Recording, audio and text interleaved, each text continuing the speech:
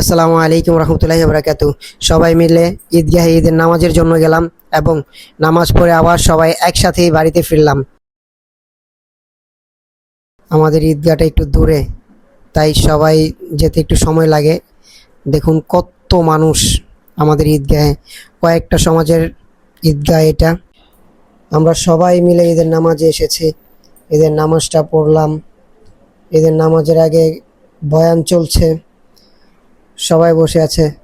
আমাদের ঈদগাহে ঈদের জামাত দেওয়া হয়েছিল 8:30টায়, পুরো 8:30 বাজে নামাজ পড়ানো হয়েছে।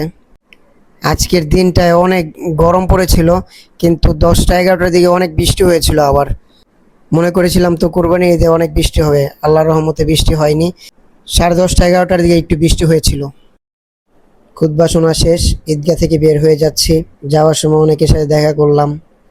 বছরের 2টা ঈদের দিনে আমরা সবাই ঈদগাহে আসি, সবার সাথে সবার দেখা হয়। ঈদগাহে আসলে বন্ধুদের সাথে, বড় ভাইদের সাথে, সবার সাথে দেখা হয়, আত্মীয় স্বজন সবাই দাঁড়িয়ে আছে, একে একে বের হয়ে যাচ্ছে সবাই। ভিডিওটা ভালো লাগলে অবশ্যই লাইক কমেন্ট শেয়ার করবেন। সবাই মিলে প্রবাসীদের ঈদ মোবারক জানালাম, শুনে যাবেন।